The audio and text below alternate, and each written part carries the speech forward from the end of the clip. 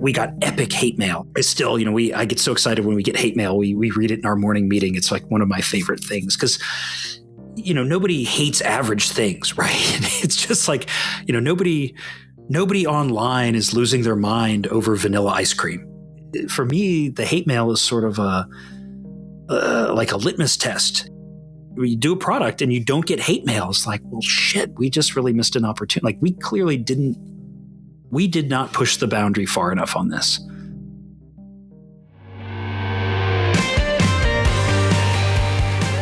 From Escape Collective, this is Overnight Success, the podcast about the entrepreneurs, the personalities, and the passionate people who make up the sport of cycling and the stories behind the icons they've built.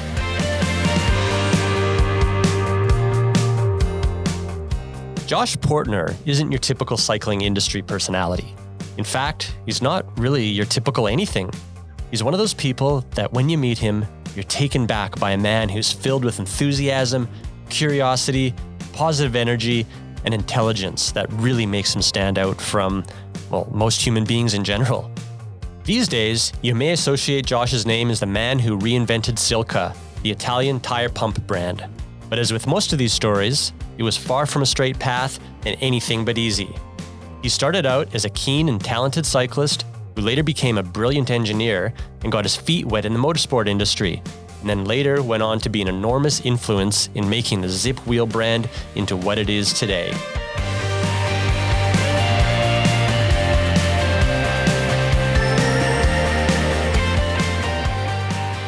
I can't say that I ever loved racing bikes. I liked it. I was good at it, but you know how you kind of fall into something and that's your thing. And so, yeah, I definitely even honestly, by the time I went to Europe, I was 18. And you had raced bikes all in high school and so forth? And yeah, probably from 14, 15 years old, I guess would have been my first license, age, and 15, 16, and then 17, 18. And then I was on kind of this weird path. I just gotten into this program where, instead of going to high school, you just went to college, and because I hated school and I hated the people at school, and it's a long story, but you're obviously good at school. I was good at school. Yeah, no, I was good at school, but I hated it. And honestly, I don't tell the story to my children, but I skipped. Oh my God, I skipped so much school, and so I kind of became this problem child that I think it was my freshman or sophomore year, I hurt my knee pretty bad, and I was at the orthopedist, and they had this pad in the room that was, please excuse blank from blank. And I just took the pad and for about a year, I would just sign myself out of school, all the time, and go ride my bike because I just hated it. And I hated the teachers, and the whole thing. It's kind of makes me cringy now just thinking about it. And so we get to Minnesota. I'm finishing my sophomore year, and I remember sitting with, the principal at this school I've never been to, and just being like, look, I was whatever, top of my class where I come from, and I hate school, and I don't want to be here, and can I do this from home? Kind of pleading my case. And he goes, yeah, I think there's something we can do. And they put this together, and why don't you just go to University of Minnesota, take the classes you want, complete your high school curriculum, and you'll be done. And so me as a 16-year-old kid was like, well, shit, okay, that's awesome. And so, and so I kind of built a college schedule around my training, and it was kind of perfect. We lived west of Minneapolis. I got a job at Grand Performance in St. Paul. The University of Minnesota campus sort of spans both sides of the Mississippi River there, right? So you can be in Minneapolis or St. Paul. And I would just put it together that I would pretty much, when the weather was decent, I would just ride my bike to school, go to school for however many hours, ride to work, ride home, right? And that was training and school in one, and it was perfect. And Dan at Grand Performance, he was an ex Wheatie Schwinn pro, and I'm just an amazing guy. And he was such a just kind of a progressively minded, good human. And, he saw something in me as a 16-year-old kid that, not everybody sees in kids that age, and was like, hey, make this work, do the training, work here. I'll make sure that it works out for you. And he just kind of put the system together, and it was great. And so, I came out of, I stuffed classes in there and had a heck of a good time. Really, really enjoyed my time there. Came out a year early and was kind of going nowhere in the U.S. national team system because I think on the one hand wasn't quite talented enough, and on the other hand was not on the the inside. I don't think I had the social political skills to be in with the people who were in, which would have been the Lances and the Georges and the Levi's. Those are all people a year or two older than me, and give or take. And I lacked. I was short, a little bit short of them physically, but I was not on the inside of that group, right? And so you had. But being in Minnesota, that's not a cycling state. You only have probably 4 months, maybe a bit more of actual training time because of the harsh winters. You would have been pretty good to have made it as far as you did, I imagine. Oh, yeah. I was lucky. So, my coach, when I fell into it in Tennessee, I met a guy, and this is a crazy story, met a guy at the bike shop who had just moved to town. He was former USCF at the time, right? I think it's USA Cycling today. Had won the Tour of Costa Rica and was a big cyclist. And he had quit and had moved to town to become a pilot. And this guy turns out to be Dave Brown, who we now know as the dad of Nate Brown and Johnny Brown, U.S. national champion and a American wearer of the polka dot jersey at the Tour. And so I meet Dave literally at the bike shop on probably what's his 5th day in town. And he says, oh, I'd love to coach you. And so I, for a couple of years in the beginning, have this coach that, he, a guy that's literally turned 2 of his kids into top level pro cyclists now. It was just sort of kismet, right? I mean, all these things falling into place. You look back and go, you couldn't write the script. It wouldn't seem real if you did it. But so, he was able, he knew the people, he got us so far, and then I got in, and there's like David Mayer Oaks and Roy Nickman and Ron Kiefel and kind of all these people who were important, and they had some say, but kind of that era was right in the transition of like Chris Carmichael was coming into power because of Lance. And, if you weren't in that group, you just weren't in that group. Right. And so I end up in Europe because David Mayer Oaks and Roy Nickman and some of the other guys said, hey, there's a handful of kids that are really good, and they're not going to survive the system. I think too, being you know me fairly well, but I'm social with people that know me, and I think I do well like with a crowd, but like I don't do politics, right? And I tend to say what I'm thinking, and so I think in a situation like that, people like me don't necessarily get far, right? Like I'm generally one to call bullshit when I see bullshit, and that doesn't work in that environment. Okay, so you went to university. You took mechanical and aerospace engineering. You graduated, and then what was the first sort of foray into cycling and or your first job, I guess? Ooh, so when I was at school, I pretty much quit riding and racing. I certainly quit racing. I mostly quit riding. I did some mountain bike stuff with my freshman year, and then was really just done and over it, and really took a turn into car racing. I mean, I think the challenges of cycling really made me turn away from it, and that sort of, I don't know, angsty 18, 19-year-old kid sort of way, with the big middle finger in the air, like, and so I turned to car racing, which kind of, in a way at the top levels blends that, it's aerospace engineering, automotive engineering, material science, all in one. And that, I would say that became kind of my next focus. And so, we ended up starting it's called Formula SAE. It's like you design and build a race car around certain parameters. And it's a cool project. And so we started it at our school, which the school was not into, which made me want to do it all that much more because I didn't like them. And this is in Minnesota still? No. So this is now. So I ended up going to school at Vanderbilt in Tennessee, which is, sort of considers itself like the Ivy League of the South, and really just a bunch of super rich people. That a lot of people that the type of people that I'd never been around before. Like kids that owned Ferraris and that sort of a world, right? And I think probably 80% of my graduating class went on to work at their dad's hedge fund or whatever. And I just didn't relate. I think too, I had already gone to college for a couple of years in Minnesota and had one experience.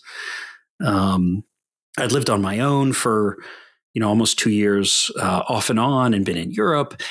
And then, of course, to kind of come back to your peers. And, I think I always remember, there was like some freshman activity, that everybody had to, go to the rec center and do these bonding activities. And, just kind of having that moment of like, I just don't care. I'm just not into this, and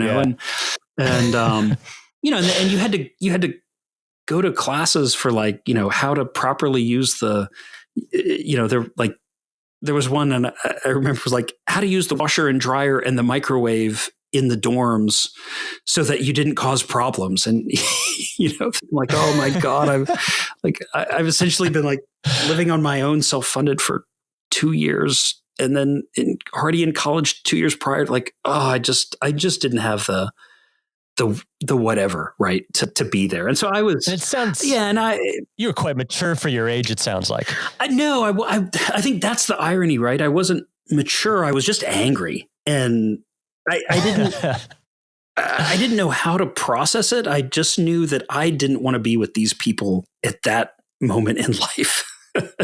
So I think I spent my first couple of years at school just really like pissed off and angry with the world, right? I didn't want to be there. I didn't want to be with those people.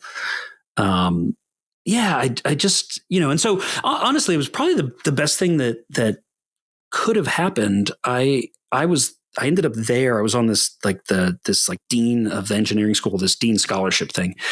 And so essentially, for my life, it was a great decision, right? Like school for me, like I didn't pay a cent to go to school.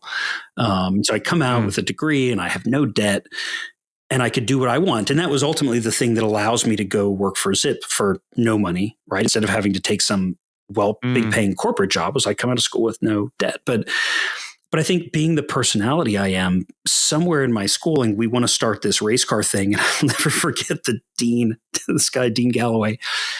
He says, these are projects for kids at tech schools.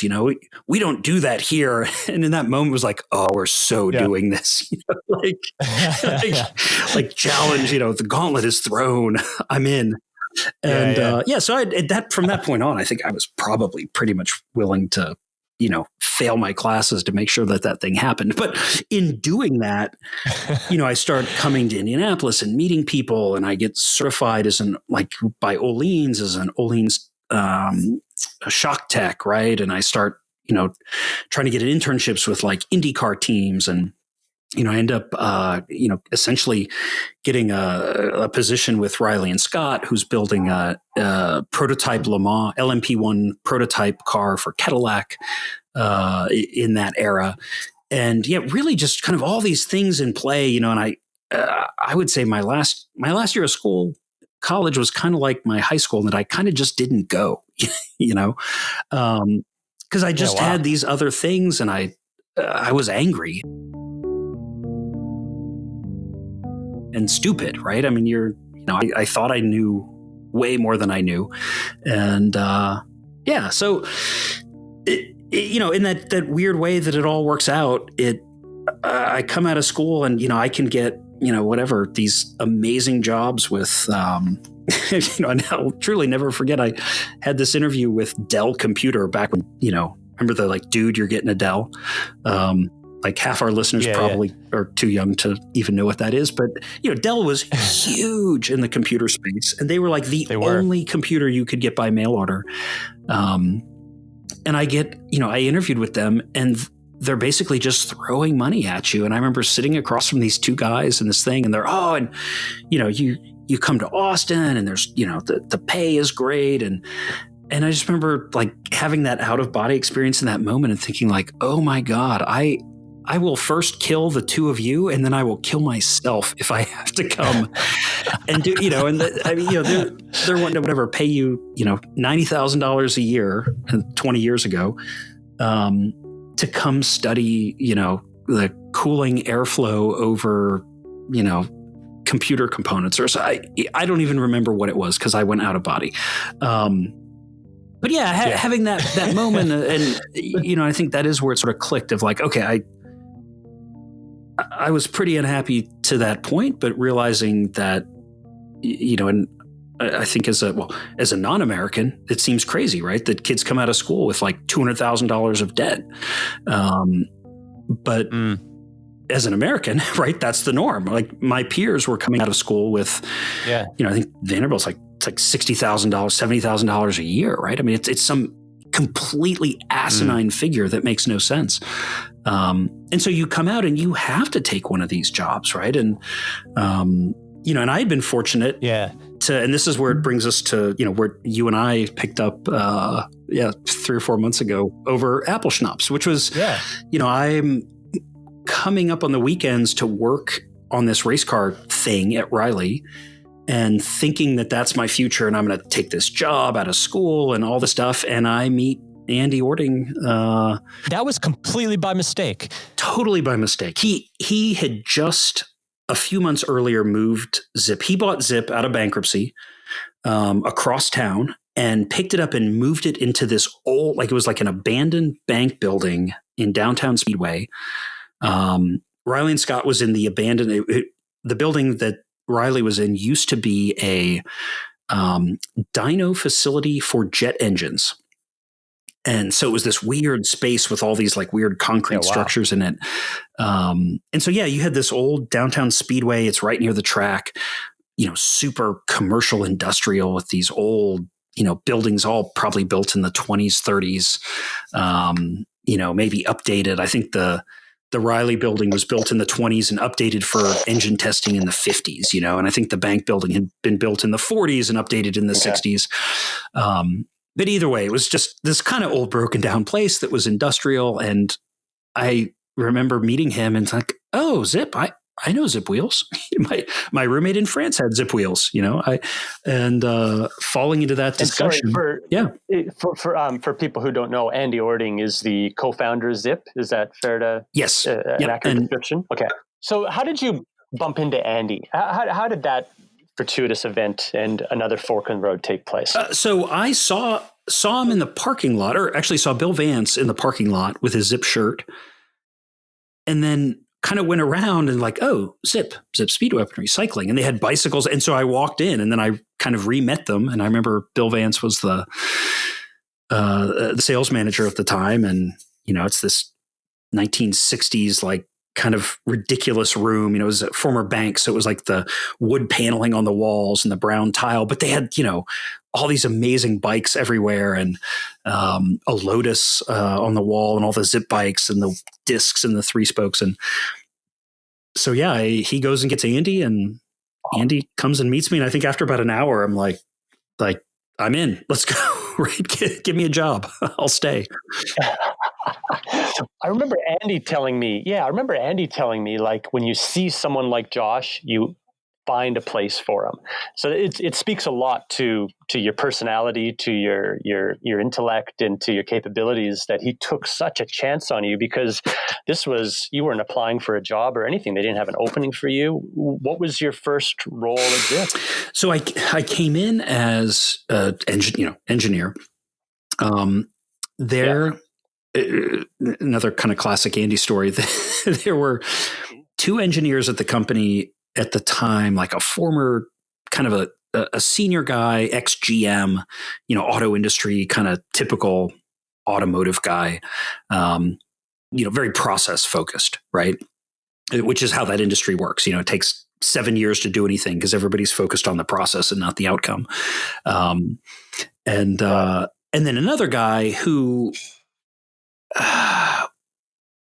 was just kind of worthless, honestly. Like, I don't know I think I thought for a few months that he knew what he was doing, and then pretty quickly realized that he didn't know what he was doing.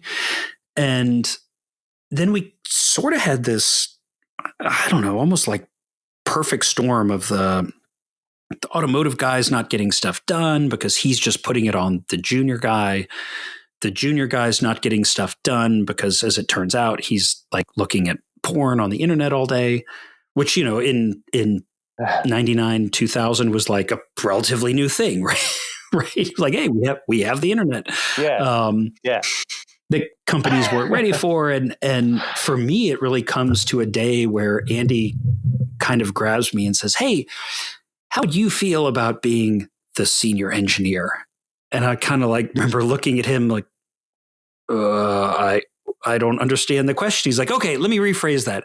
How do you feel about being the only engineer? and the other guys were gone, right? Yeah. And really? And I think, for me, it was an amazing opportunity. He, in that moment, kind of, I think he saw that I worked hard, that I put a ton of time in. And I think that I learned quickly, but at that point was like, hey, step up, let's make this work. It'll pay off for you at the end. And, in a way, 8 or 10 years later, I mean, it paid off for me very, very well. Right. I mean, he trusted me. I think I stepped up and did the right thing with that trust. And awesome stuff happened. Right. And you guys obviously hit it off right from the bat, it sounded like. And was it this explosion of ideas, here's what we could do, and back and forth, or did you kind of fit into their processes and a lot of that stuff evolved through incremental Oh, no. I mean, the beauty of that environment, we built it. So a lot of the people there had either come from or at one point in their careers been in car racing. So, Andy's got a motocross racing background. He'd been in the motorcycle industry for a long time. Todd Wingett, who's sort of the head technical factory guy, he's an ex-Marine, just brilliant. I mean, one of the most brilliant mechanical minds I've ever met. He was probably like our one kind of process guy. And I think Andy and his management style, I mean, really, we could not have worked out better. I think I tend to be the one that's like crazy ideas and brainstorming and coming from a million places and wanting to do a million things. And he just has a knack of dialing that down. I always remember him saying like, we aren't judged on what we start, we're judged on what we finish. And so, you bring me 10 ideas and I will approve you for one of them. And then you complete that and you come back to me and I'll approve you for one more. And so we had I think, really kind of a magical thing. And then as we built the team, we pulled people in, really kind of finding this magic. And a lot of these burnout car racing engineers, these are guys and girls who are, they're 80, 100-hour weeks, crazy travel. You think of the car racing cycle, it's you crash up the cars on the weekend or you race them and they have issues. You start Monday morning and you've got, 5 days to get them on the truck or the plane to the next event. Right. And so, I mean, you are working in these like 4 and 5 day sprints and it's a brutal life. But when you pull those people out of there and you put them in an environment, and I mean, this is us at Silca today, you put them in an environment that's more stable with slightly longer time horizons, but you try to keep the pressure and the pace, they find that, they can sort of take a breath, like get their bearings, get some sleep every night. And then they still come to work and work like 20, 30% harder than anyone else. Right. Right. Cause it's just how they're wired. And, right. And I think that in a lot of ways was the magic, we had at Zipp that, Andy was so good at pulling us back to earth kind of every morning, tightening it down. Nope, you're going to do this. We're going to do this. And then, the counterpoint to that, the tension was created by me at the other end, kind of kicking and screaming and brainstorming constantly with but I want to do these 30 other things, and so it was good. Yeah. And he, I think in a lot of ways I'm so thankful and at the same time amazed that, some of my insane, like really terrible ideas, he totally greenlighted and funded, and they turned out to be successful things. Right. And I think like what?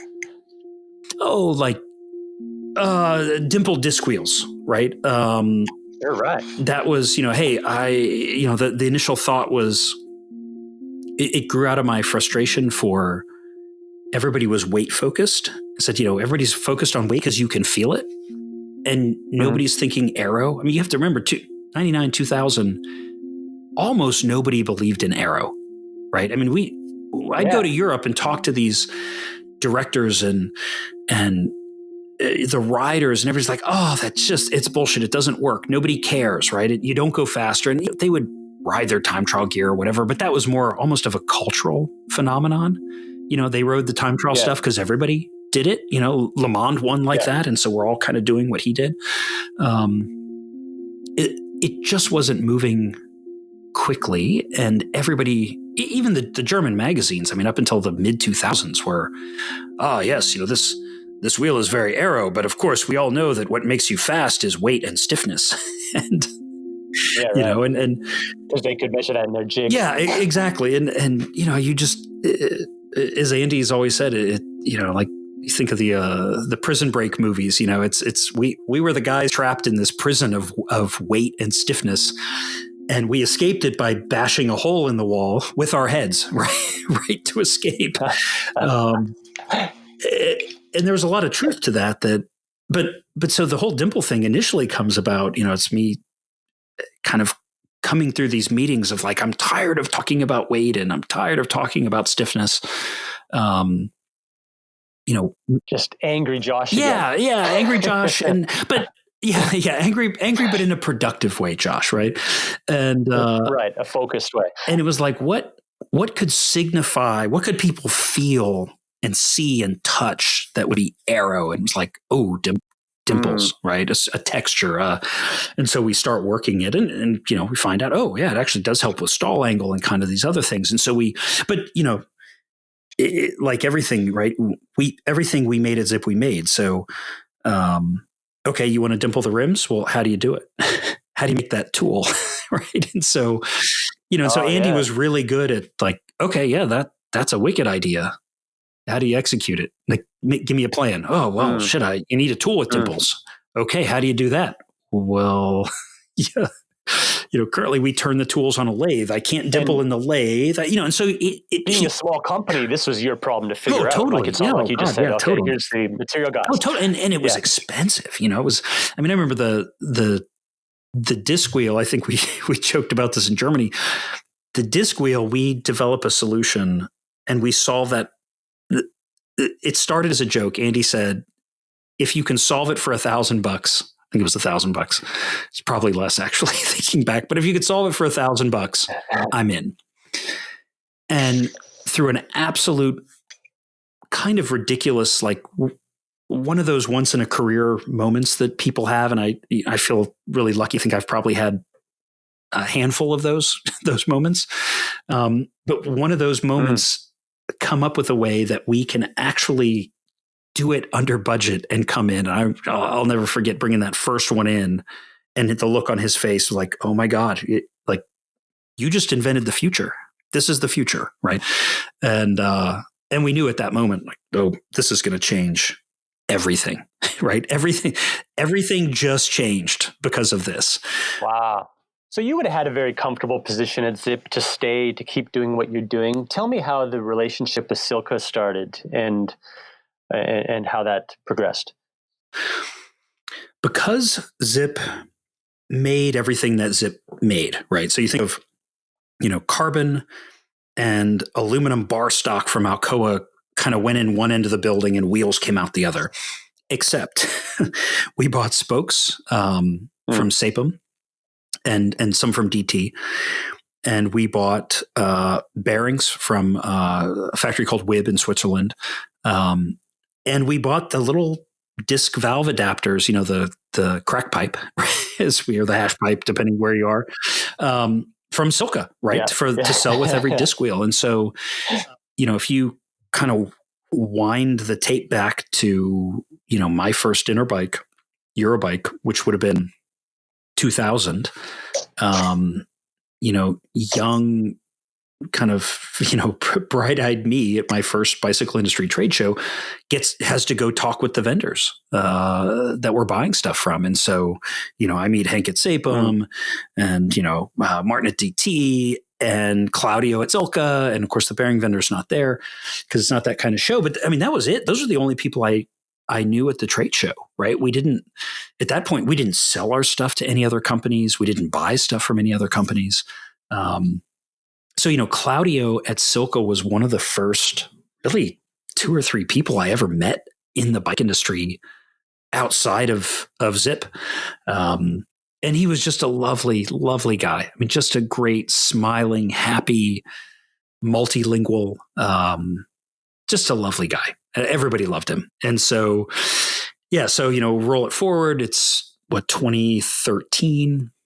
We sold Zipp in 2008, and I kind of, had all these different roles at SRAM. And I really super fortunate to have had the time that I had at SRAM because I got to really work within a bunch of different, kind of different aspects of the business there. I got to be in management. I got to do like really advanced tech development. I got to be in teams that, we did like some of the early ETAP. And I mean, I got to work with amazing people on some amazing projects, but it just wasn't, it wasn't the same. And it wasn't, I think after so many years, it just wasn't fulfilling in the same way. And I, kind of had that lingering thought of, I'd always wanted to do my own thing. And I didn't know what that would be, but it certainly felt like, I was in my late 30s, and it just felt like, oh God, if I don't do my own thing now, I'm never gonna do it. Time will run out. You get too comfortable, and so I felt that pressure to do something new and different and big, and kind of comically, I had a design I had been working on for a beam bike, like bringing back a Zipp style time trial beam bike. And about 2 months into that, one of my engineers, one of my favorite people, David Morse, came in. He said, "Hey, I'm going to turn in my resignation in a week because I'm going to form a company. We're going to build a beam bike." And I remember on the one hand being so happy for him, and on the other hand was like, "Shit, that's like I'm not going to do his thing 4 months later and compete with my own, okay, that one's off the table." Yeah. And then, like summer of 2013, I get an email and then have a phone call with Claudio. And it was basically, he had pancreatic cancer. They'd given him months, like 3 to 6 months to live. He'd been trying already to sell the company for about a year because it was in pretty deep financial trouble. Right. And he just was out of ideas. And so he just kind of sent this generic email of, anybody know anybody who might be interested? And, I remember I flipped it to Andy Ording and just said, like, wow, this is interesting, right? What a shame. I mean, let this amazing brand die, but who wants to buy a failed 100-year-old pump brand? I mean, it just pumps and valve extenders was the extent of what they did from and CO2 pumps, CO2 valve extenders, CO2, but they did great pumps though. They were really well regarded. And the challenge they had, right? You think of it was really threefold. So China joins the WTO, and all of a sudden, pumps and tools pretty much universally go there. And so prices start falling dramatically. And then with Italy joining the EU and the euro currency, Italy sees this large inflation in the early 2000s as you go from the lira to the euro. And so, one of the kind of smaller known facts, at Zipp, we made the Campagnolo carbon cranks for years. And so I was in Italy, another amazing opportunity early in my career, as a 22-year-old kid, I was in Italy, 4, 5, 6 times a year, going to the Campagnolo factory. Right. And I will never forget, going and, a Coke in the Coke machine was, 500 lira, which was like 25 or 30 cents. It was like 2,000, give or take, lira to the dollar. Right. And within a year, I remember, we're now on the euro and going, and you go to buy a Coke at the machine, like, well, a Coke is €1. Like, that's a ripoff. Yeah.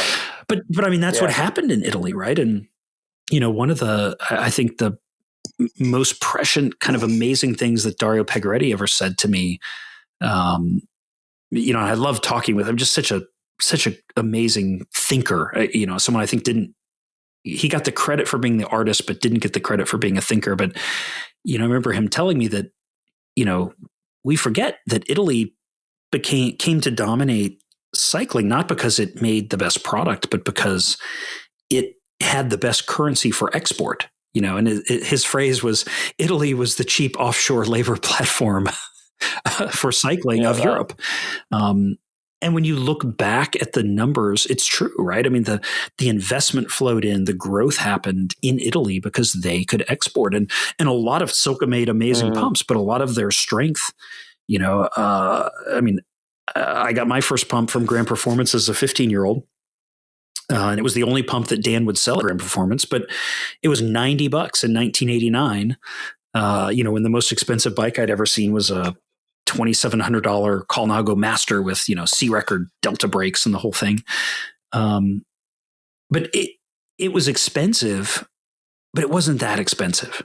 Right. And you think 20 years later, there are companies that are making kind of knockoff lookalike pumps to Silca, and they're selling them for $90 because they're made in China. Right. And of course, Silca, they're trying to make a pump and sell it and export it and still hit that $100 price point. It's just not going to happen.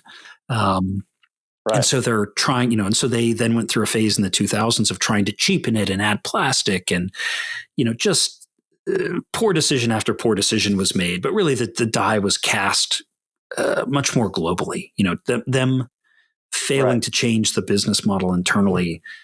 There was no coming back. So so that's how we find out about the deal. So you send this email off from Claudio to Andy, and what did that spark a conversation between you guys? Yeah, I think it started. I think initially he, like me, was like, "Oh yeah, that's terrible." He'd hate to see it die, and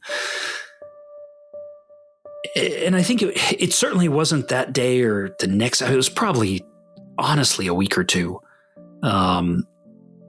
Of kind of having a number of those moments, right? Of like thinking, gosh, you know what? If you bought it, you could really just engineer a better valve extender, right? Because in all of my time, my time, whatever, 15 years at this point at Zipp, our number 1 and number 2 customer service issues every year for those 15 years were valve extenders. Right? People hate valve extenders and crack pipes, right? Always. People either they don't work, they can't figure out how to use them. It's just some combination of bad. And in my Zipp world, would you ever take an engineer and spend the money to fix that? Of course not. Right? You're gonna take that engineer and develop the next 202, right? Or the next hub or the next whatever.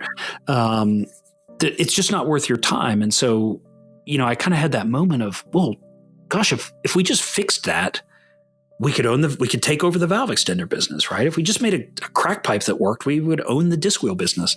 And then thinking back to, we had just like April of that year gone to the wind tunnel, $1,000 an hour at San Diego Wind Tunnel. And we had 2 brand new, beautiful, shiny silver aluminum pumps from that brand that makes the beautiful, shiny stuff.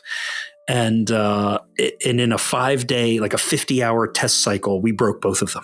It actually ended up losing a little over an hour of tunnel time because as we had to drive across town and buy parts to fix the chuck on one of these pumps, and our guy comes back with this old brass Silca chuck that we stuff in the hose, and we like zip tie it because we didn't have a hose clamp.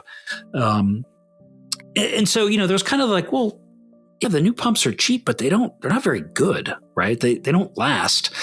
And so it just kind of was like this building of opportunity. And then, I think the big one was, and sadly, it probably took me 2 or 3 weeks to really have it register. But, we since 2009, 2010 had been hand carrying these very special secret gauges, over for the spring classics, right? To optimize tire pressures for the rider. I mean, that was part of the Zipp secret sauce for years, was that, we could get your tire pressure within, a tenth of a PSI, to really optimize speed over the cobbles without adding to the risk that you were going to break wheels. Right. And so you look at, I think for 5 years in a row, every Roubaix winner was either on our wheel or on technology from our wheel and using our pressure thing. It was a huge secret, and a huge advantage that not a ton of people knew, but and I kind of forget about it, right? Until that moment of, oh yeah, well, we just need to do that. We were hot rodding the pumps. The sponsors would send the pumps to the teams, and we would, buy high quality gauges and replace them. And it was just, I think within about a month, I had a rush of probably 20 data points like that when you kind of put them together was a feeling of, hey, I can't be the only one who thinks this stuff's important, right? And so that gave me the confidence to, take a trip over there and just see what the situation was, and maybe have a go at it, Yeah, and so you come from wanting to be like a fighter pilot, and you're interested in race cars and design and some pretty exciting things and the capabilities to do all of that. Then to like pumps and valve extenders, you couldn't think of a less sexy type of endeavor. Have you seen our pumps and our valve extenders? I lust over your pumps. That I see now, but it wasn't obvious. Yeah. It's obvious now, but it wasn't obvious where you were sitting then, or was it? Oh no, it wasn't obvious, but it felt like opportunity, right? But a big gamble. Oh yeah, totally, right. But it wasn't. But I think in a way, when I think to like the points in my career, right, where like the best stuff has happened, it's been where we kind of hit this point of finding some gap in the data set. And I think, this was like with dimples, and then with the toroidal rims and the deep stuff that we did. And then, thinking of like Firecrest and bringing the whole concept of the notion of like focusing on aerodynamic handling and in the midst there, I mean, I've worked on frames and helmets, and we've done a ton of stuff. But I think for me, the biggest moments of excitement that led to the biggest rewards were always where you'd get to a point and you say like, okay, if the data just has this big blank space, and it certainly looks and feels like the better solution is in the blank space, right? Like interesting. I've got all this stuff on the left and all this stuff on the right, and it all looks like it's converging in this direction. I like to say there's a directionality here, but the directionality from all sides is pointing to this void.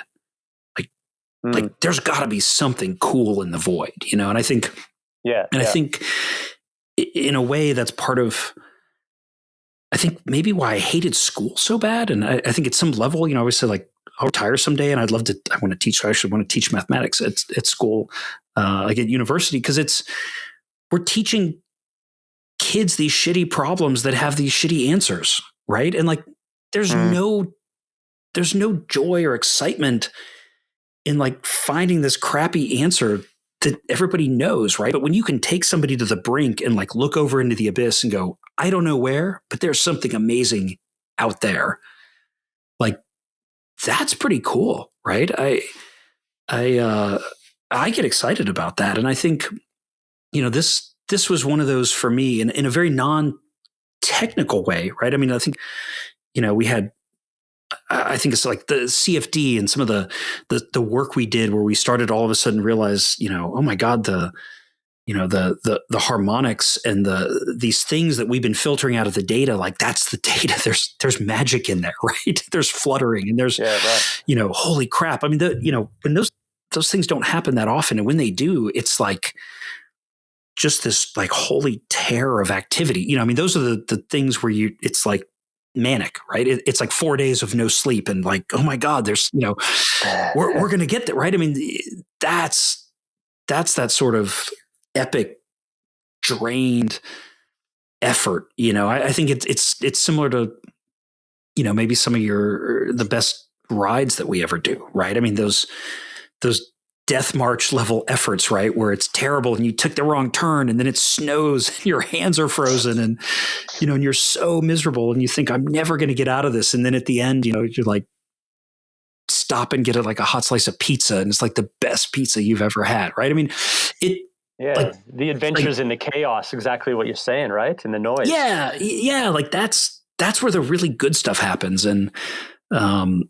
I think, unfortunately, we do a really good job of teaching people to avoid that stuff, right? Like, oh no, this is the process. Like here's the process for how you avoid all those things. And I just come at it from a point of going, yeah, but the really awesome shit's over there, I think it's an outlier for a reason. Yeah, absolutely. So I think somewhere in there was this directionality concept with this kind of like big empty void. And I think the other thing that I love about the void, you hear, and it was Rudy at Vittoria, the Rudy Campagna, who owns Vittoria, is a brilliant guy, and I really love him. And his daughter worked at Procter and Gamble, and a friend of hers wrote this book called Blue Ocean, like, I don't know, 10 years ago. And so he'd recommended it. And I went and read it, and I just totally fell in love with this concept of, that in most all these product categories, right, everybody's fighting in the red ocean, right? The companies are sharks just all trying to rip apart the same fish, right? And everybody's just, feasting in the blood. I've also heard it described as, it's like a knife fight in a back alley, right? Everybody's just trying to like get their stab in and do whatever. But the idea of Blue Ocean is, what if you're the shark that can like kind of take a step back and look around and go, ooh, there's clear blue water full of fish over there, right? And so I think it's something like that. I don't know, that in you or in me that gives that enough confidence. It's certainly not confidence. I'm not like a terribly overconfident person, but it gives you enough confidence to say like, okay, I can trust this one, right? I can trust my instinct, to try to go find out what's in that void.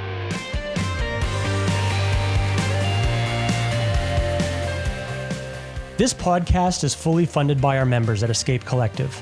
In fact, all of our content on our website and our podcast network is 100% supported by our members who believe that cycling media should be independent from the sport and industry we cover, and that we should exist to serve you rather than live or die by our ability to be a platform for the sole purpose of selling you more stuff. If you enjoy this podcast or any of our other work and believe in our mission of independence, please go to escapecollective.com/join and become a member today. Thank you for your support. So your instinct was to go over to Italy, meet Claudio, and talk to him about the sale of the business. Is that what the intent was? Yes. I really thought, we know they're in bad shape. They haven't been selling. There's probably this little shell of a company. Maybe we buy it, pick it up, move it to the States, and we just could keep it going long enough to develop a cool new product or two and do something, right? And of course, get there and realize that there actually is no business left, that they had been unable to ship product for, like over a year. When you say unable to ship product, did they have a room full of product that they couldn't afford to sell, or? No. So with Claudio's health, they had slowly sold everything in the factory in Milan and then the building, and they moved to Cesenatico, which is where Marco Pantani's from, on the Adriatic coast there, near Rimini. It's a pretty small place, but a lovely little kind of a sleepy vacation town. And they bought a little house there and had really like a little garage rental unit. I mean, it was like I don't know, 5 by 5 meter, maybe 8 by 8 meter. It was a pretty small unit that was essentially all that was left of Silca. And he had a handful of parts, and it was quite funny. He took me and we took like €50 and we went to a place and he bought a couple of tubes, and then we took those tubes to another guy and we gave him, €20 to paint the tubes. And Claudio's like, we'll come back tomorrow and pick those up and we can build pumps with them, and so it was just this very hand to mouth thing. And really the only business they were doing that you could call business was selling the little disc adapters to Zipp and selling the adapters and some spare leather and rubber parts to QBP in the States and to a couple of global. I think Japan had a distributor. I think Australia had a distributor. I mean, it was nothing. It was, I don't even remember the number, but I mean, it was, like whatever, $40,000-$50,000 a year sort of level of revenue. Right. So, I mean, it was, there was no business. And so the upside, I think in a way that lessened the fear and opened it up even more of like, I don't have to put together a bunch of money, right? Because I think if you've never bought a company or been in this world, right, it's okay. You're going to go buy a company. You got to get money. Well, the bank isn't going to give you money, right? Hey, bank, I want to buy this thing. It just that's not how that works, right? And so, and I was new to this world, and so that's where Andy was helping me and kind of teaching me how it works. And he had bought Zipp from Lee and then sold it to SRAM, and I got to be involved in the sale, but certainly had never been on the buying end. And so he was really a mentor through that process, and it was great. In a way, buying Silca was a little bit like kind of full circle to the college thing of, wow, I just have to come up with enough money to buy the brand. Like there's no company, right? There's no, employees. There's no baggage with this company. It's not like, you think of how complicated that could be, right? You're going to spend a bunch of money. Now I got to move it across the shore. Oh God, we got to fire the people. I mean, that's terrible, right? I think I hadn't thought that through, but it really came down to, we just need to buy this trademark. Right. Okay. And existing contracts and things like that, mainly Zipp would have been their biggest customer, I imagine. So you would have had a good relationship to be able to carry that through. Is that? Yeah, that helped. And, there's no contracts, right? I mean, there aren't that many contracts in our whole industry, I'd say. But so no contract level business, but I mean, enough ticking along that you look at and go, well, it's better than zero, right? Right. It's not much, but it's better than zero. But the real opportunity was to buy the name. And now with just the name, I mean, we could start the company with almost nothing. Right. That was huge. And so, so we end up buy the name, bring it back. And, I quit my job and started, October 1st of 13. And that was kind of it. That first day I had the piece of paper with the trademark on it, and I bought myself a laptop. I still have that photo of like, okay, here's the entire company. And what were you thinking?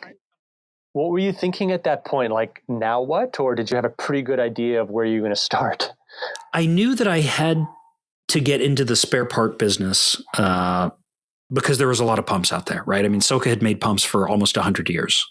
And, one of the beauties of this product is that the leather parts and the rubber parts and some of the check valve and some of these other things, I mean, they're ubiquitous all the way to the beginning. Even back to the leather cup washer and the check valve have been made two different factories, but the Silca factory was bombed flat. So it was nationalized in 1939 by Mussolini for the war, bombed flat sometime during the war, and then rebuilt and began operating again in 1947. Huh. And so the vendor for the leather cups and the vendor for the check valves have been in the same building with the same family since 1947. Wow. Right. And so there's an element of like this is too cool. This stays, right? This we've got to keep. And our leather parts vendor is just a stunning company. They make luggage and briefcases and very high end leather goods for like Brioni and Mont Blanc and Maserati interiors. And if you think of what all those things look like by form, and then you think of what like a calf skin looks like, you realize you end up with at the end of the day, you end up with a ton of these triangles of waste material, right? That can't be used. Okay. And so thinking, with that very World War II mentality to use everything, the deal they put together was that all full grain hide waste that was big enough would get stamped into Silca leather plunger washers. And that Silca would buy them, right? And so Silca essentially agreed to buy all of this waste if they would turn it into something functional. Right. And so since 1947, all this stuff that otherwise was destined for landfill has gone into the plunger of your Silca pump. And this is still a design element to this day? You still use it? To this day. Yep. We use same vendor, same sizes. And the reason it stayed is when you do the testing on it, it's actually a far superior material than rubber. Right. For the big reason of it gives you so you think of like a rubber O-ring in a tube, you have a line of seal contact. Mm-hmm. And if you get a piece of dust or sand or dirt in there and you nick the rubber, now you have a bypass, right? And the rubber eventually from the pressure in that gap will tear. Well, with the leather, you have about a centimeter high surface contact around. So it's sort of like an umbrella shape right in the tube. Yeah. Well, you get two things. One, you get a centimeter of height times the circumference. So you got hundreds of times the surface area of contact. But you also, it's what's called a self-compensating system. So as the air pressure builds sort of under this umbrella, as the pressure goes up, the leather gets pushed against the tube wall ever harder. Right. And so as the pressure goes up, the seal goes up. And so like if you test our pump next to another brand of pump, we push more air in the same size tube because there's less bypassing. Right. The pro teams have loved them forever because when you go to like Tour of Qatar or you go to Abu Dhabi or, somewhere in the Middle East, right? When the pump breathes, sand in the air comes in. Well, that sand scratches the tube walls, cuts the rubber, and the pumps fail. And with the leather gasket and the aluminum pump, you don't break the seal. The pump works. At the end of the week, you unscrew the top, you pull it out, all the sand falls out, you put it back together. And then over time, because the rubber or the leather holds the lubricant in it, right? It's slightly porous. You end up with what you call a lapping compound, like a polishing compound, and the leather will actually repolish the tube back into mating. Yeah, right. And so, so it's, if you go and find like a 1960s Silca pump and you grease it and test it, it's actually in most cases more efficient than a brand new one because it has been the parts have polished themselves into matching right over years and years of use. I love it. It's fascinating. Old school technology that when you really look at it, it's totally superior for this use. The flip side, of course, is you look and go, oh, it's expensive, right? I mean, that's its downside is like, oh, it's a complicated supply chain. It's not the parts aren't in any way inexpensive. They can't be easily replicated in injection molded plastic and these other low cost things. And so it's gone, right? Except for us. But you obviously made a decision that this isn't going to be a sort of cost-based type of decision for a customer. You wanted to make things quality. You wanted to have longevity and not make yourself obsolete with new new stickers every year. Yeah. And so you're sitting there, you got your laptop, the economic reality would have sit in that you have a family, you have a business now to run, you don't have a job, and you decided to get into the parts business. You realized that was a need, and to get you going. Was that the thinking? Yeah, absolutely. It was, let's make the parts, let's get some cash flow, and then let's use that to make some new product. So yeah, quickly, I think within the first 2 or 3 weeks, I designed a new crack pipe, a new replacement chuck. I took, the classic Silca gasket is a pressure fit rubber gasket, and I redeveloped that around a parabolic dome. You think of like the classic Roman. I love this story because think of like the Roman arch, right? All the loads on the arch are converted into a compressive force at the keystone of the arch. And so in our design, your valve stem becomes the keystone of the arch. And so when you push the chuck on, there's no lever or anything in that style. And then as you pump, the air pressure loads the arch and compresses it down on the valve stem. And so similar to the leather cup gasket, the chuck gasket squeezes ever tighter as the pressure goes up. And so it allows you a incredibly robust full metal chuck design that, it's basically bulletproof, and it'll seal it at quite high pressures. So yeah, we design, probably 3-4 weeks to get that done. And then the sourcing and the supply chaining and the stuff that comes with that. And yeah, I think my first products were shipping probably by January of that. So pretty quick. I think I had small parts to sell in 3 to 4 months. Yeah. Wow. And did you have a little bit of money to get you by this period? Did you know you had a little bit of a lifeline here, or were you kind of shitting yourself? Like, what do I do? And this has to work. Oh, both. I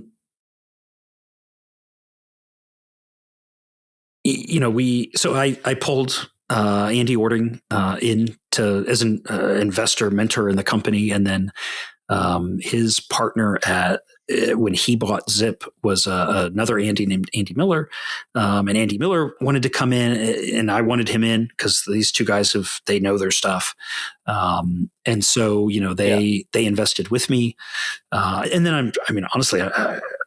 I think the whole thing works because my wife's amazing. She's a very successful, brilliant physician with a great job, and she's got a million amazing projects that she's into. And our life is crazy, but she's so successful and accomplished. She puts me to shame, truly. And so, we had her salary, right, which really kind of allowed this whole thing to happen in a way. I think it's, people over the years have told me, what a great, terrible idea this was. And of course, it's only the great part only comes with hindsight, right?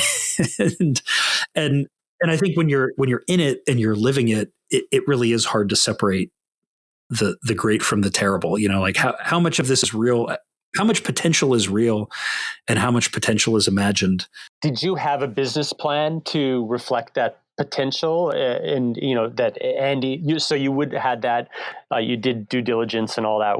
Is this a good business to be in? Can we make this work? Because obviously, Andy investing, as an investor, you want to see a return at some point. Yeah. And did that, okay. which was a good experience. But you've been around the block. You see a million business plans, and most of them are total crap. Well, and some of them you just surprise you too. So so you never know. So I think the business, it's that thing about the plans are useless, but the planning is essential. And I think there's truth in that, right? You have to really detail the plan. I mean, heck, we're almost 6 years into this now, and I always come back to that the plan is a guess about a bunch of other guesses, right? In a sense, but it does give you a thing that okay, if we can sell this much and keep our expenses here, we won't go out of business.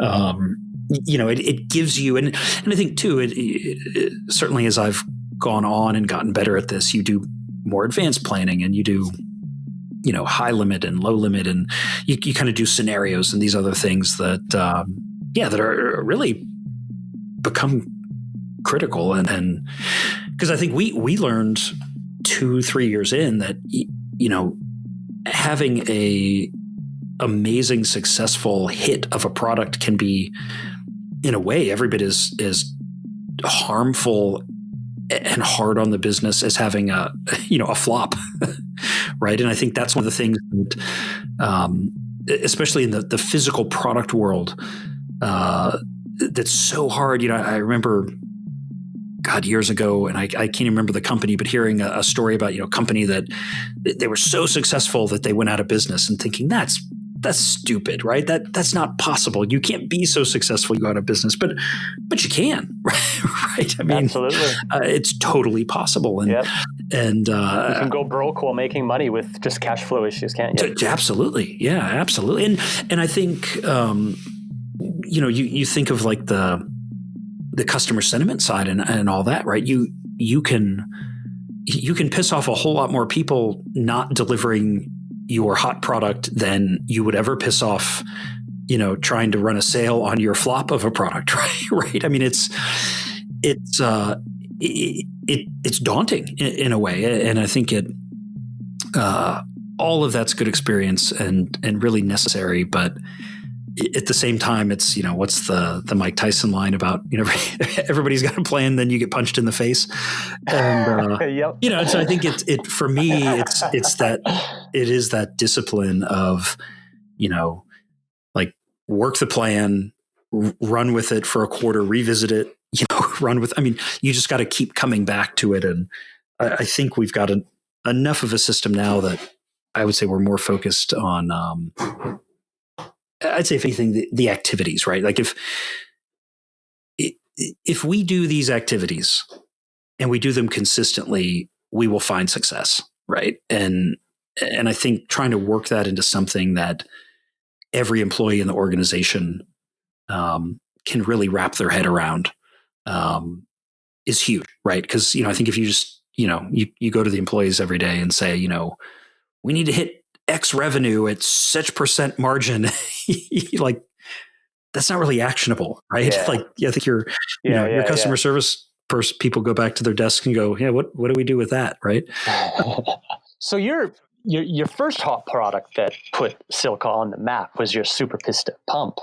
It was, from my perspective, mind-blowing that, wow, a pump can be so beautiful and that a pump can be so expensive, but the expense was like, who cares? I want that, right? So I guess that would have taken quite a bit of investment and design and time to make. And what did you find any of those problems with making a hot product that you weren't able to deliver on this super desirable item? No, I think with that one, we were lucky and unlucky with that product in a way that its price point helped control the volume, right? Which I think in a way was lucky. When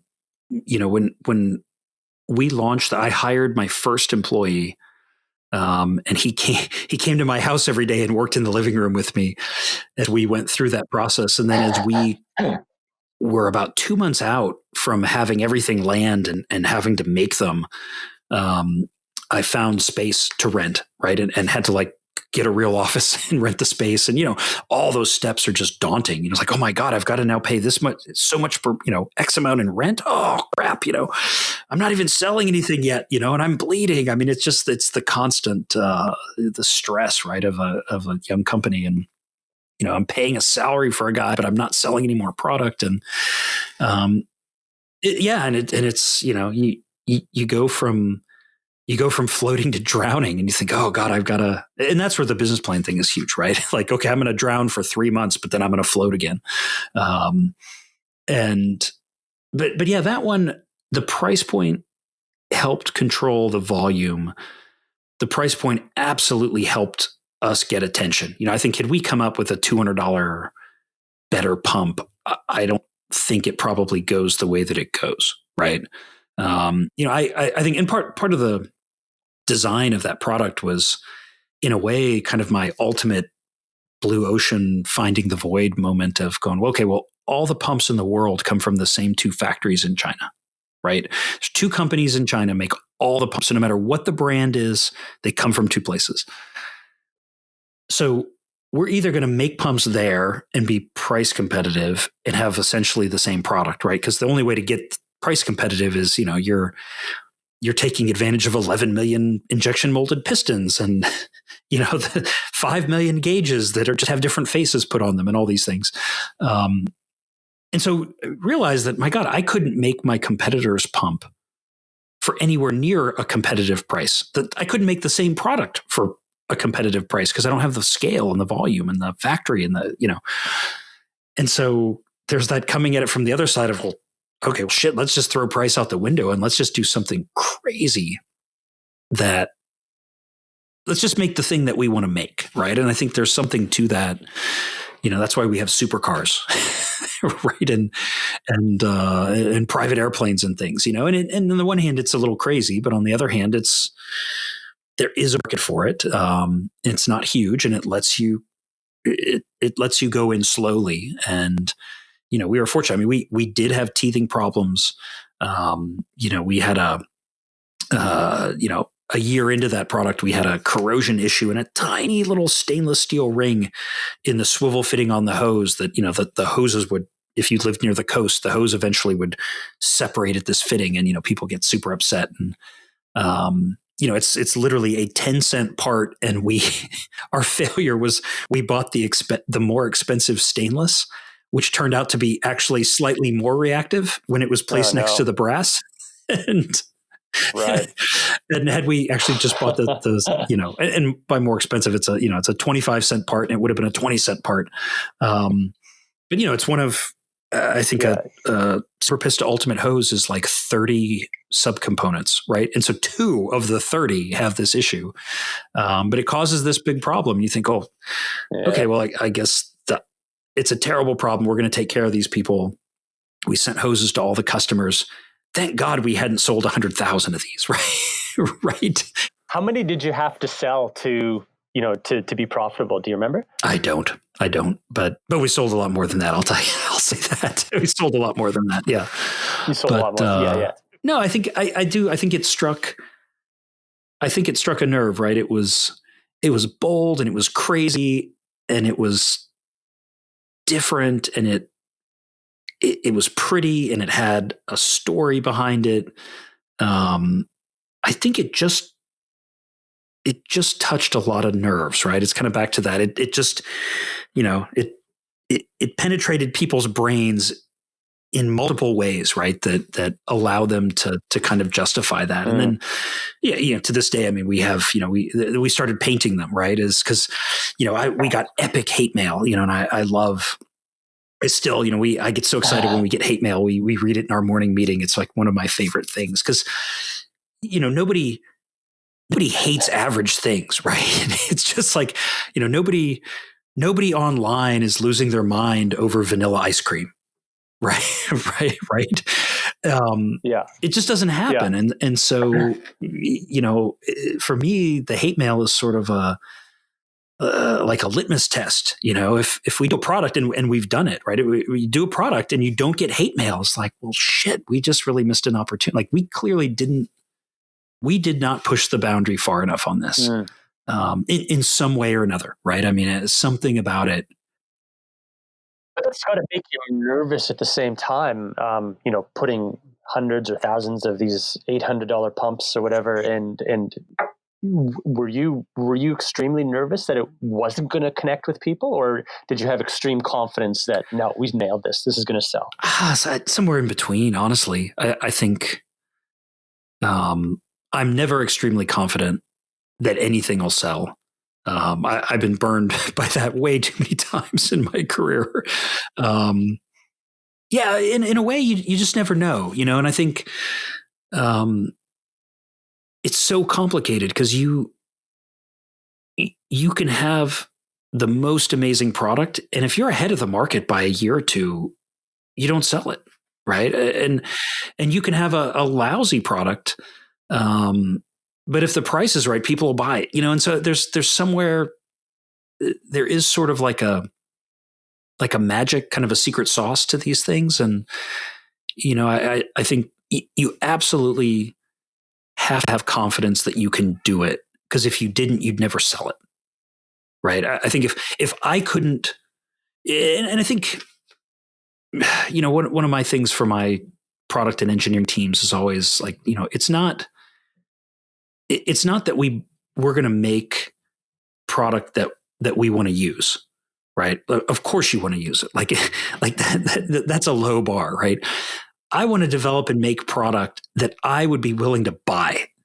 And I think there's there's a real difference there, right? Like that, like it's not the thing that you want to see and touch and feel, or that you think looks cool, or that you want to get for a gift for somebody, but like you would walk into a store and like pay your own money for this. And at the same time, you do have to get into that mindset of, like it's a $500 pump. Okay, well, my engineers, these projects are, young kids from auto racing, like they're not going to buy $500 pumps. And so you do have to do a little bit of the mental exercise of like, oh, you're in your 30s, you're making good money, you drive an M3, right? Like, yeah. Where's that market in the gap? Yeah. And I think, we forget, there's so many layers, but our categories have really been abandoned in a lot of ways by the industry. We're in the categories the industry generally refers to as P&A, right? Parts and accessories. And the thing with the sort of like abandoned categories and with P&A to a certain extent was, and I think this is changing, and I think we were really one of the ones leading the change, but was kind of, bringing the quality and the sex appeal and the interest and just bringing game back to P&A, right? Back to these categories. And, you think of, my $90 Silca pump from 1990 sat next to a $2,700 Colnago Master with C record and Delta brakes. It was the most expensive bike ever, right? That I'd seen. And here we are 25 years later, and that equivalent Colnago is $17,000. And you go into a bike shop and a good floor pump is $75, right? According to the bike shop, right? And so you have this deflationary expectation in these forgotten categories, right? That we're just going to keep moving them to ever cheaper countries to produce so that we can kind of make the same product ever cheaper, and when I buy this crappy thing and it breaks in 2 years, I'll probably be able to buy a similar crappy thing for slightly less money. Right. And so I think part of the vision was maybe resetting that a little bit, from a technical perspective. This is one that, and not to pick on anybody in particular, but think of like a pair of sunglasses, right? A good pair of sports sunglasses would be a couple $100, right? And you're looking at 28 to 40 grams of injection molded polycarbonate and a couple of other, there's, cost of goods of even the best sunglasses, they're dollars, right?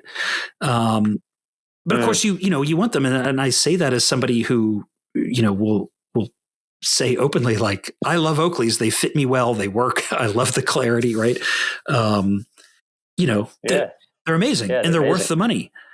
But it is at the same time striking to take my, handmade $400 pump to a trade show, and it's, 72 subcomponents from 24 vendors in 12 countries. And they're almost all of them CNC machined, hand finished.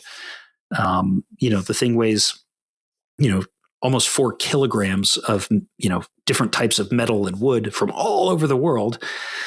And a guy with a pair of, $300 sunglasses on his head will lose his mind at what an insane ripoff this $400 pump is. Like, the gauge on my pump costs more to make than your sunglasses, right?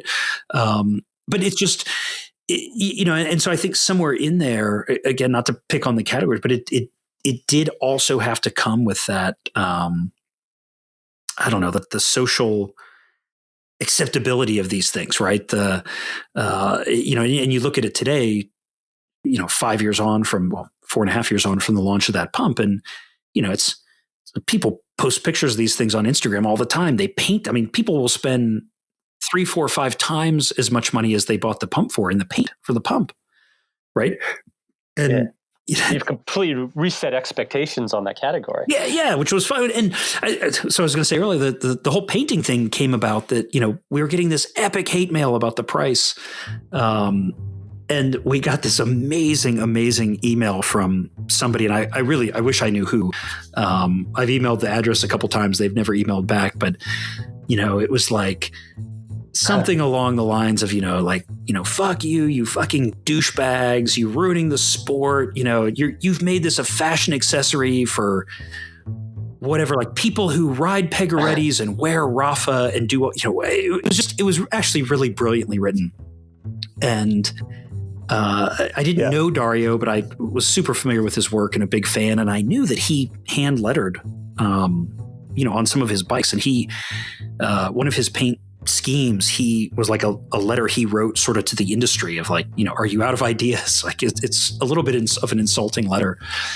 And so I asked Richard Sachs if he could give me Dario's contact, and I contacted Dario about painting some pumps. And one of the things I wanted him to do was take this hate mail and paint it on a pump. And so he agrees full in to do it, and he paints the first round of pumps. And in probably like my lifetime most epic mic drop, he paints this beautiful pump with this hate mail on it from the guy, and we put that thing live, and it sold in under a minute for $2,500. And so I emailed back the person who sent the hate mail and said, "Hey, I just wanted to let you know that your email inspired this $2,500 version of this pump that was painted by Dario Pegaretti himself, and it sold in under a minute to one of the people you epically hate," and never heard back from him. But gold. But no, I think it's, we want to bring the opportunity here, right, is to bring like the quality and the craftsmanship and sort of the ethos and the ways of the old world, right? Like when you made stuff to last and you made it well and it lasted and it was handcrafted, right? Bring all of that, all the stuff we love about the handmade bike movement, and bring that into this category that's really has been sort of forgotten. And the vision is if we do that, and we can also bring in design and art and modern materials and modern engineering, I think we can put products together that just bring this level of joy, right, to the people that use them. And the hope is that, if we make the things that we'd be willing to buy to experience the joy, that there's got to be other people out there like us, right? So, So Claudio passed away from his cancer quite soon after you bought the company. A couple weeks. Is that correct? A couple weeks after. Yeah, just a couple weeks. Just a couple weeks. So he never got to see what you've, changed it into. Yeah, no, it's in a way a shame. I think it's I keep in touch with the family, his wife Elena, a little bit, and and I think it's it's a mixed bag for both of us. I think our success, on the one hand, she's happy that the brand exists and it's strong and that we've done what we've done. I think on the other hand, there's maybe a little bit of angst in there, right? That it's happened without them, right? And without the family. It's complicated. It's complicated. And I think for me, it's it's one of those relationships that it's some, I don't know, at some shallow level, I think I would probably prefer to just avoid, right? Because it's just not that comfortable. But at the same time, I think oftentimes the relationships worth having are it's good to be uncomfortable once in a while, right? Yeah. And it's good to. Do you know where the name Silca comes from? This is actually one of my biggest regrets. So Silca originally was an acronym. Okay. And in my meeting with him the very first time, we were in the car and he rattled it off. And what I know is that it's the Society Italiano. The C was for celluloid. Celluloid. And I'm not 100 celluloid, which was their core. So you think back to 1917, we didn't have plastic yet, but you had celluloid, right? Yeah. It was the, Bakelite is probably the most commonly known form of that. And they became pretty early on experts of molding and forming and extruding celluloid. And that's why if you've ever seen the old Silca frame pumps, they look and feel like plastic, but that's actually a celluloid barrel. Okay. And if you go back early enough, pre-World War II, the handles were celluloid as well. I actually have one of the original 1962 pistas, the first year the pista was made and sold, and the pista handle of 62 was actually made from compressed molded celluloid recovered from film. Huh. Right. And so one of the things they would do was recapture all of the film from the movie industry and recycle it by essentially melting it and compressing it into other things. Yeah. Wow. And so, so it's, but no, it's one of my great regrets is that I didn't remember to ask him to write that down, and then he was gone. So we just have a piece of that. Yeah. Right. I remember, I can't remember what year it was, maybe 2016-ish. You did a Kickstarter campaign to do the T-ratchet multi-tool and the torque, the travel torque wrench. Yeah. What was the decision-making process to go that route? Was it an experiment? Was it the cost? Tell me about that experience. Yeah, so it was a combination of, I think, sort of all those things. Kickstarter had developed as sort of its own channel. People were putting. It was very new at the time. Yeah, and people were having great success landing money for all sorts of stuff, a lot of which was crap. But if you went to Kickstarter, you got some pretty awesome PR, right? For probably a year, 18 months there. You'd get picked up by Outside and Men's Journal and a lot of these websites, the BuzzFeeds and things that are always looking for cheap and easy stuff to repurpose, right? Right. Yeah. You could, and so I'd had that idea since pretty early in the company. And honestly, I think everybody I talked to about a portable torque wrench was like, that's dumb. And then when you'd explain this, it was torsion based, which was new. That seemed weird to people. And then when we really sit to look at it, it's like, okay, well, that the wrench, I wanted to do this, if you've used it, it's a small ratchet wrench that the handle pulls apart magnetically and it becomes, it can be a ratchet or it can be like a T handle. It can work as a screw. I don't know. I thought it was clever. Yeah. I love magnets, right? That's part of my surprise and delight of people. I love playing with magnets. So I always try to include them in products. And, but you look at that, it's a bunch of forged parts, right? I mean, I wanted a 72 tooth ratchet ring. I remember my design brief, I'm like the Chris King of ratchets, of mini ratchets. And but of course that, and I'd have to, but it's probably $50,000 to tool those parts, right? When you, and that's the side of things that, when the internet sinks its teeth into something and shakes it to death, that stuff gets forgotten quickly. Right. Yeah. And the reality of a project like that is, so okay, so it's going to be $50,000 to tool it, right? So I'm going to have to pay half of that today to a tooling vendor. It's going to take them 60 days to make that tool, right? When that tool is done and the first prototype comes out, I owe the rest of that money, right? So now I've now spent 50 grand over, call it 3 months, right? So it's 2 months to make the tool, a month to get through the prototypes. Okay, so now I'm out my 50 grand. I got nothing to sell, right? Okay, so now I've got to make these parts. Well, the vendor who's going to use that forging tool, they're going to want to make 5,000, 10,000 parts, right? To make it worth their time to load that thing in the machine. And so they're going to want half the money for those parts up front before they make them, because they don't want to get stuck with those parts, right? And it just goes. And so you look at a project like that one, especially a project like that one that had so much risk in it, this 640 Li titanium beam that's forged and then precision machined. And, I mean, there's a lot of tech in that whole project. And there's a lot of vendors, right? So you've got, we're making the torque beam with one vendor, we're making the ratchet another vendor, a bag at a third vendor.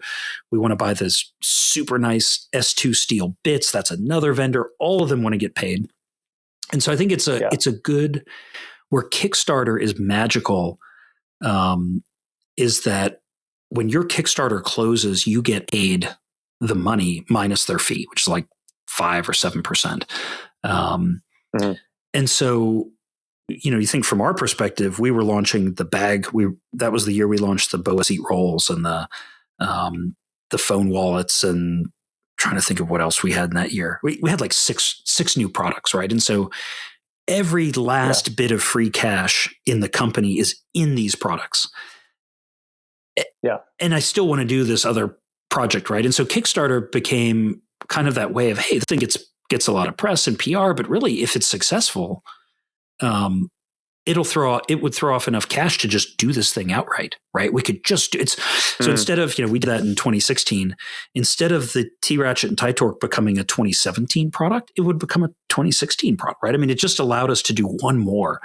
Honestly, I loved Kickstarter, and we would be doing them today if it got the press and the PR that it got, back then. I think the other brilliance of Kickstarter was really the community that forms around the product. It's like all these people who are really pulling for you to succeed, and they're throwing ideas out and they're talking and they're, it's an engagement at a level that you just don't otherwise get, right? And so you can kind of refine a little bit the product and the process as you kind of finalize it. I think it's a great way to test the market, isn't it? Yes, except I think the other thing that people don't necessarily think about Kickstarter is you got to be pretty far down the path before you're far enough to really properly start it. The Kickstarters that fail are the people who are way too early. And, you always think you're 10 months out from being done, and you're really like 20 months out from being done. It's an effect that I always call 90% done, 90% to go. Right. And so the reality of a Kickstarter from the company's point of view is you probably need to take that 90% thing and make that the Kickstarter, and then let Kickstarter refine the last 90%. Because it's the ones that where people lose their money and it turns into a disaster are always the ones that, hey, here's these are our renderings, right? And it's striking that balance. But we got tons of hate for going to Kickstarter from the cycling industry. It was a hugely successful project, and it broadened our brand, and it was amazing. I would do it again, but it was interesting to see kind of the hate from the existing cycling fan base, right? Of people, Kickstarters for new companies. You guys are 100 years old. It's like I think they thought we were, stealing the dessert from the young companies or something. It was good. you said earlier that Andy was always the one who contained you from trying to execute on 10 ideas, and it would just focus you on one. And it sounds like, you released 6 products that year. You wanted a 7th. Is this something that you feel still needs to be contained, or is this you being contained, or is it a weakness of yours, or does Andy still guide you in that way, or how do you see that? Yes, all the above. No. Yeah. No, I mean, I think ultimately the containment vessel is the cash in the business, right? I mean, it quite natural. It easily contains itself when, now that I know everything that Andy knew, then it's pretty obvious. Like, oh yeah, we don't need to get involved. We don't need to get involved with that. And so I absolutely have to be the one containing other people, right? At times and myself, although my engineers, I do torture them because I'm always like, oh, and we're, I take their idea and then it's on the whiteboard and like, oh, and it would be awesome. It did this. And then they just look at the terrified look of, oh God, he wants, he wants something else. On our Marginal Gains podcast, our director of product, John Balmer, did an episode, and he told him, he said, my job essentially is that Josh comes to me and wants a unicorn, and I tell him he can have a Shetland pony, and then we fight for a month and we end up with a genetically modified horse. Right. And there really is something to that, right? Because I think if you aren't reaching beyond and wanting that next thing, you're not, it's not going to be good enough. Yeah. And certainly I've taken my eye off the ball in my career any number of times on products, or just lost that whatever, that hunger, that drive, and it shows, right? It shows. And, I think as the engineer and the designer of a product, you're never happy, right? I mean, you know what you wanted it to be in your brain. It's never going to be that, right? I mean, it's, I always describe it as the 3D CAD is the greatest thing ever, but it's also just such a heartbreaker, right? Because it's like what you can draw, what you can picture in your brain, and then even draw on paper in 2D almost always ends up in 3D, and you're like, oh yeah, crap, that's huge. I can't. It needs to be about a third smaller, okay, well this is, and then you got to start giving things away. And, and that's why I think at some level there's always a little bit of disappointment in every product you do, because you kind of know where all those bodies got buried along the way. Right. Yeah. Like, oh yeah, crap. Along this journey, I had to really discard and bury a dozen ideas that I loved in that moment, and they weren't going to make it, but, what's one of the biggest lessons you've learned through running your own business and the responsibility that entails? For me, I really continue to struggle with and have to kind of constantly remind myself and learn, really strive to learn to be a better leader of people. That's, I was fortunate. Andy's one of the most amazing kind of leaders I've ever been around. And, I just think, my God, if I could be half of what he had, I would probably be twice as successful as I am now. What do you find you do that goes against that leadership that you want? I think it plays opposite of kind of my technical bent, that, I can have entire days, multiple days, weeks where I could fall into a technical problem and not talk to anybody. Right. And I can be completely happy, content, even thrilled, right, to be solving some thing with this intense amount of focus, completely oblivious to the rest of the world, and that just doesn't work, right? When you're in charge, you're the leader. And so I think there's always that, there's always that tension. For me personally, that's probably the big one. I think, the other takeaway is always just watch the spending, right? I think as long as you're really focusing on the spend, because it's, I think people who don't, and, we see it in the comments on the internet, right? Oh, that thing costs, X and they're selling it for Y. And it's easy for people to get outraged at what things cost. And then, when you really get in there, it's, my God, that, it's 1,000 cuts, right? I mean, I sell you a thing for $100 and instantly I've lost 3% in the credit card transaction fee. Right. And then the free shipping takes whatever out, that's another $8. Now I'm at $90 for the thing. And, and it just goes, and we got to pay the health insurance bill this month and we got to pay the rent and we got to pay the, the liability insurance. And it just goes and goes, and goes. Yeah. So, I'd say that's the big one. How much do you put to hard work and execution versus luck in what you do, and where you've come into this point right now? Oh, 50-50 at some level. I mean, I think 50-50. When you're in it, I think you always want to think it's all the hard work and the execution, and there is that element of you make your own luck, right? And that's the hard work and the execution part. But yeah, there's a million other factors that are timing and opportunities, and what your competitors did or didn't do, or an idea that started in a random conversation that you had that turned into a product 6 months later, right? Or things like that. Yeah. And I think it probably too just depends on the timing of things. But yeah, absolutely, it's easy to discount the luck piece when you're busting your ass, right? And you're deep in it.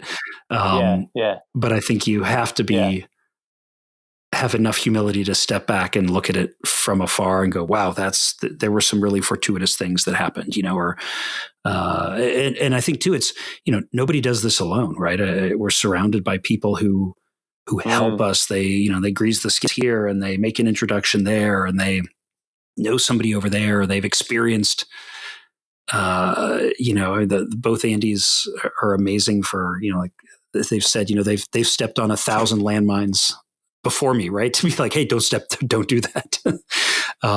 It's those things that like, oh, I probably would have waded into that had you not warned me about it. So it really, it's a group, it really is a group effort. And I might add that as a third category. There's hard work and luck, and then the support of your friends, right? The support of the community, and that's such a big piece.